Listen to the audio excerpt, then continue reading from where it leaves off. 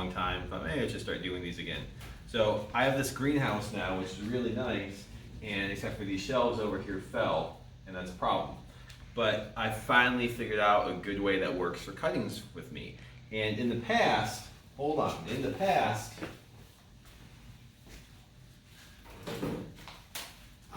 I've done cuttings, and I use a clear tray, and I make my cuttings, and I put this on it to keep humidity in, and they rot. And it's hard to manage the humidity. Like the perfect is, you want enough humidity so that the plants don't lose all their water and the leaves wilt, but too much humidity creates mold and rot. And getting that sweet spot has always been a bane of my existence, and I couldn't do it. And I even got the fancier ones with the vents, the fancier propagation trays, and I had trouble with those too.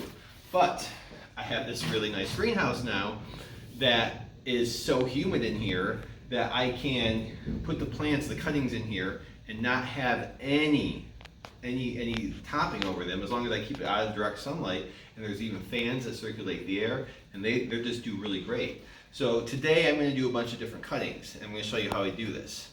This is a tray here. I got pre-filled with potting mix. I just use Miracle-Gro potting mix, this plain potting mix. People use different things.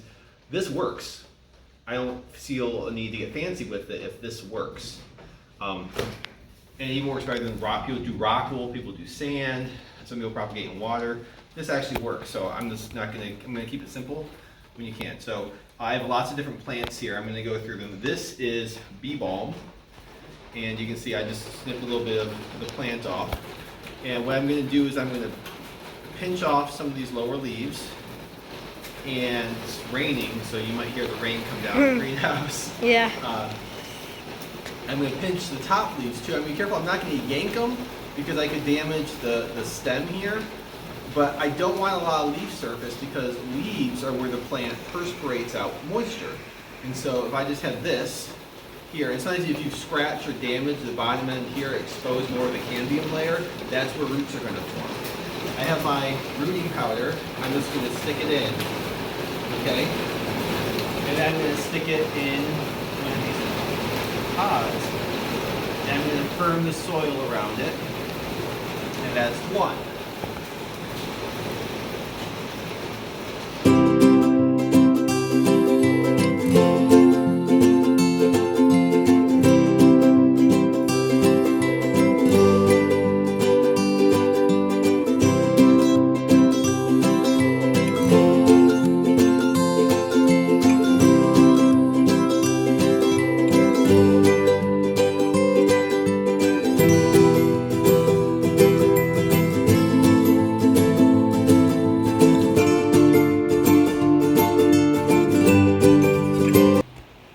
Okay, so I've got a bunch of Monarda planted. I'm going to try some other things too. This here is a Juniper.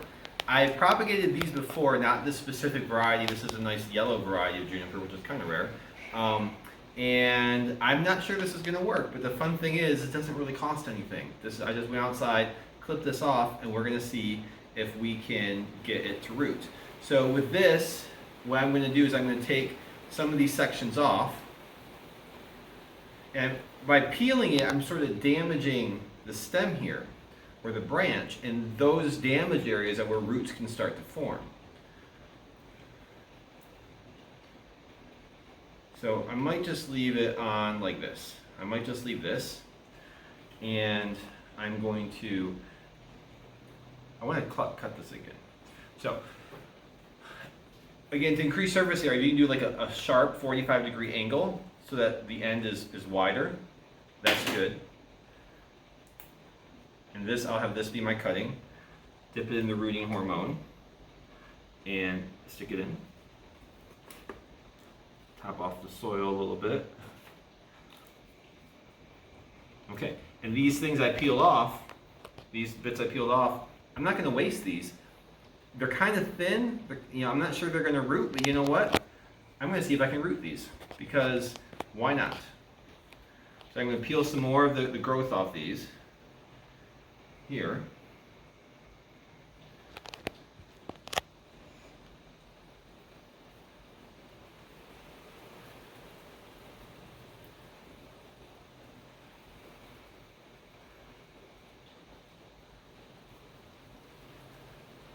I got a few more, and I'm not sure these are going to root, but I'm going to try them, and we'll see. The good thing about juniper is it's woody, so it's going to create roots slower than I think some of these flowers will. However, the waxy coating on the leaves will prevent it from losing too much moisture, and so it'll give it more time before it decides if it's going to live or die, essentially. And a lot of people, they don't like dipping their cuttings directly into this, but this is going to be empty. And I'm not really worried about spraying disease or anything at this point. So technically, you want to be very sanitized. You would pour some of this out into another container, dip into that, so you're not contaminating this. But I am not worried about that today.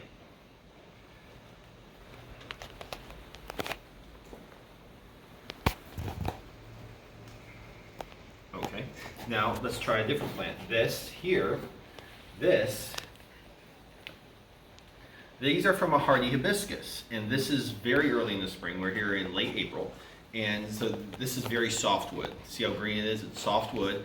I've rooted these before with a more semi-hardwood towards the end of the season in fall. I've never rooted them with these. This is just like the first stalks coming up in the spring. But you know, I like this plant. I want more of it, so I'm going to try rooting these.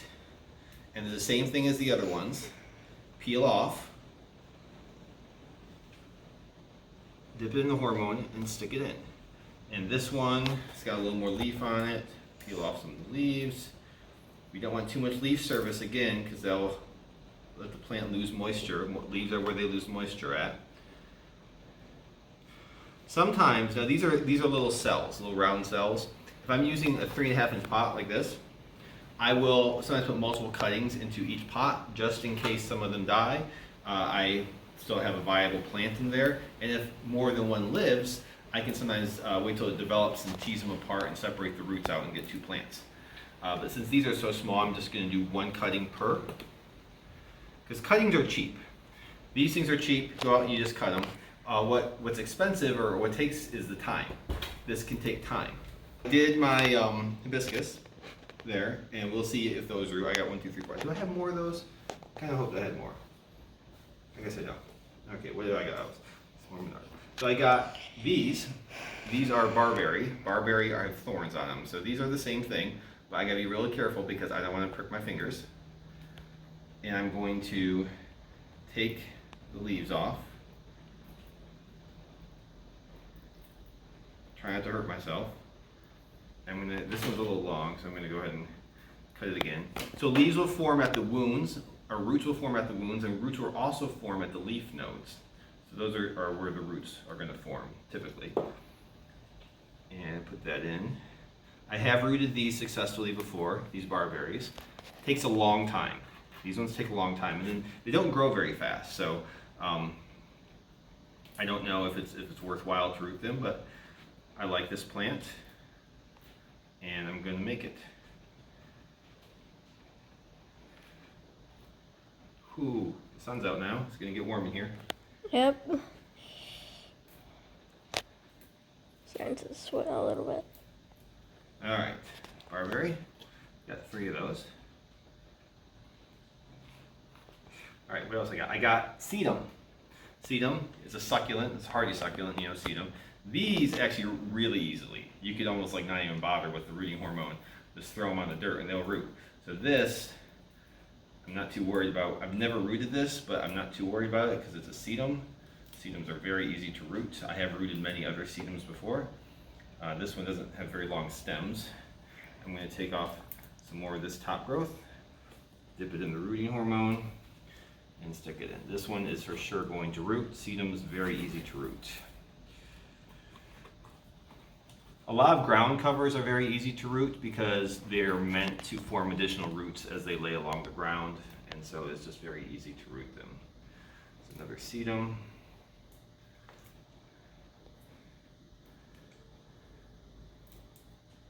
Take some of the leaves off it. Dip it in my rooting hormone.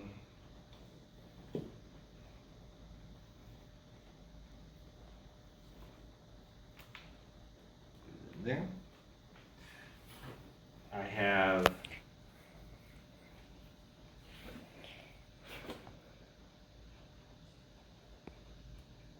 dianthus. This is a dianthus. I bought some of these last year. One of them died, so I took some cuttings off the ones that lived, and because I wanted 3.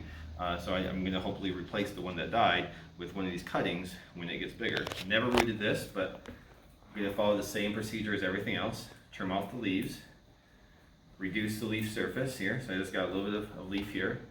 I'm going to dip it in my rooting hormone and stick it in. I'm going to repeat that with these 2. It's like a little sprig, making a little sprig. All you need to do. Since I figured out this system using my greenhouse and rooting it this way without a domeless, I've successfully made hundreds of new plants, and I'm very excited about it because I have a big yard and I have lots of gardening to do and I need more plants. Here is the dianthus again. It's a nice little plant. Okay. Finally, I got this. This is a cypress. I really enjoy this cypress. It's one of my new favorite little miniature trees. I had one die just recently. Deer kind of messed it up a little bit and then it didn't recover. And I want it back. So I'm hoping that this can root. It's very similar to the juniper that we did earlier. I'm going to peel off a lot of these here and I will still try to root them. And I'm going to trim some of this top growth. And make this little sprig. Got a little sprig. Dip it in my rooting hormone. And put it in the plant. Perfect. Then we need some more soil. There was not very much soil in this one. Okay. Now these ones I pulled off, I want to see if these will root as well because more is better, or maybe that one dies, maybe that one doesn't make it. So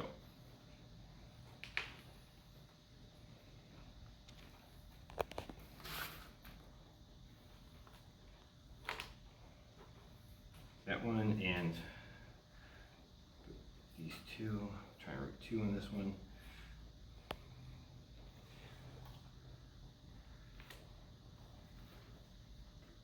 There, I need a little more soil for that. I wash my hands so many times a day because I always just play in the dirt. All right, so this is all you need to do. I got this tray here full, a bunch of different cuttings. So it's in the sun right now. You see, I got away. You see, it's sunny right now. This is not where it needs to be. It needs to be in the other side of the greenhouse where it's shady. So what I'm going to do though, what you need to do is once or twice a day, sometimes twice a day if it's sunny, once a day if it's cloudy, mist it. That's all it needs to do. And over there, where I said I water it from underneath, I flood underneath so the water soaks up into the cells, and mist it once or twice a day. And hopefully in a week, these plants will start forming roots and they will be alive. And if they are forming roots in a week, they're good, but most of them won't be ready to be moved from here for 6 weeks. And you'll be able to tell how I tell. I come up here and there will be roots coming out the bottom of these cells. And when I see roots coming out the bottom of the cells, I know the plant is ready to be unpotted. Until I see those roots coming out the bottom, I leave it alone. Some people say, well, tug on it to see if it's rooted. You're just disturbing it. I'm not going to do that. I'm going to look up, look at the bottom. If I see roots, it's good to go. All right. So thanks for watching, and my son, who's filming me, wanted to shout out to his channel. That's Redstone Ninja Pro is his channel on YouTube. Yay. He wanted a shout out, and I hope to maybe start making more videos. I haven't made one in years, but I'm hoping to start making more. And I guess if you can like and comment if there's a kind of video you want me to make, and I will make it. Right? That's what I'm supposed to do, right, Finn? Yeah, sure. Yeah. Okay. Yeah. All right. So thanks for watching, and I will hope this helps and. You can learn how to make your own cuttings like I am and grow your garden that way. Bye.